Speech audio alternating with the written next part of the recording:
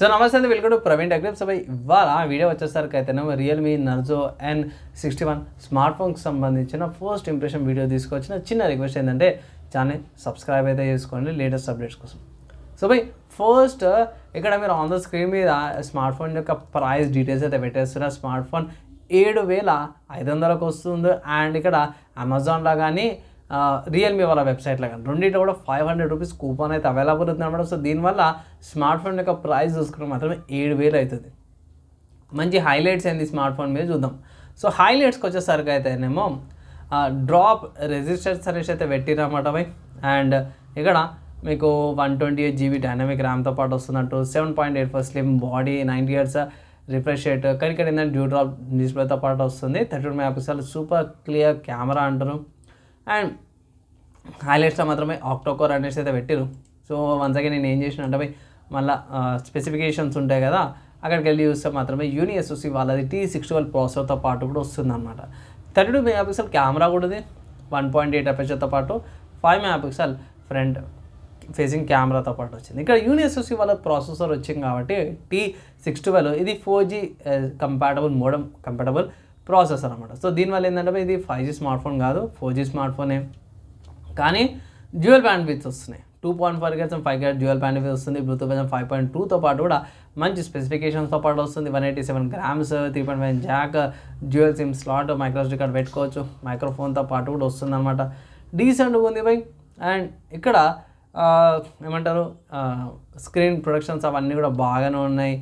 And water resistance కూడా బాగానే ఉందనేసి అయితే ఇక్కడ మన వాళ్ళు మెన్షన్ చేస్తారు. సో పెద్దగా అయితే నాకైతే ఐడియా లేదు, జస్ట్ బాగుంది అంతా కూడా బాగుంది అనేసి అయితే అంటారు.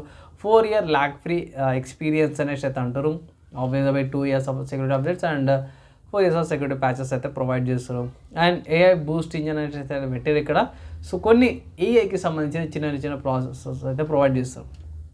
ఇక్కడ మనకి 5000 mAh బ్యాటరీ అనేసి అయితే హైలైట్ చేశారు. వన్స్ అగైన్ నేను ఏం చేసిన అంటే 5000 mAh బ్యాటరీ అనేసి వెంటనే ఇక్కడ వీళ్ళ స్పెసిఫికేషన్స్ ఉంటాయి కదా, సో స్పెసిఫికేషన్స్లోకి వెళ్ళి చెక్ చేసిన బ్యాటరీ గురించి ఏం చెప్తారని. సో ఇక్కడ 5000 mAh బ్యాటరీ ఉన్నా సరే కూడా 10 watts ఛార్జర్ సపోర్ట్ చేస్తుంది అనమాట. సో ఛార్జింగ్ మాత్రం మస్తు టైం పడుతుంది. సో అదొకటి కన్సిడర్ చేసుకొని 90 Hz రిఫ్రెష్ రేట్ ఉంది. కానీ ఇది డ్యూ డ్రాప్ డిస్ప్లే లాగా లేకపోతే వాటర్ డ్రాప్ లాంటి డిస్ప్లే అయితే ప్రొవైడ్ చేస్తారు అన్నమాట. అండ్ రెయిన్ మీద పడ్డా కూడా స్మూత్గా మీరు టచ్ అయితే వేసుకోవచ్చు. వాటర్ పడ్డా కూడా మినీ క్యాప్సూల్ 2.0తో పాటు కూడా వస్తుంది. మంచి స్పెక్స్తో పాటు తక్కువ వెయిట్తో పాటు వస్తుంది అనేసి అయితే మన వాళ్ళు హైలైట్ అయితే చేస్తారు అన్నమాట. ఇక్కడ రియల్మీ వాళ్ళ యూఐకి సంబంధించిన కొన్ని ఫీచర్స్ అయితే ప్రొవైడ్ చేశారు. అండ్ ఫైనల్గా నేనేమనుకుంటున్నా అంటే ఈ స్మార్ట్ ఫోను ఎవరైతే బడ్జెట్ లోపల చూస్తారో ఇంట్లో వాళ్ళ ఫ్యామిలీ మెంబర్స్కి ఒక స్మార్ట్ ఫోన్ కావాలి, లేకపోతే సెకండరీ స్మార్ట్ ఫోన్ అంటారు కదా బ్యాకప్ ఫోన్ లాగాను, జస్ట్ ఏంటంటే కాల్స్కి యూపీఐ ట్రాన్సాక్షన్స్కి వీటికి బాగా అనిపించింది నాకైతే.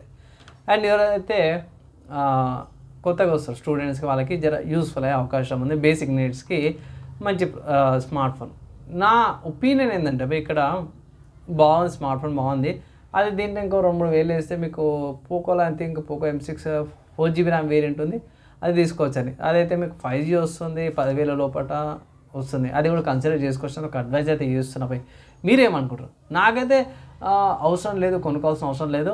ఏంటంటే సెకండరీ ఫోన్ లాగా బాగుంటుంది అయితే నేను అనుకుంటున్నాను. మీరు ఏమనుకుంటారు స్మార్ట్ ఫోన్ గురించి? ఫస్ట్ ఇంప్రెషన్లో మీ ఒపీనియన్స్ కింద కామెంట్ చేయండి. వీడియోకి అయితే నెక్స్ట్ వేళ కలుసుకుందాం.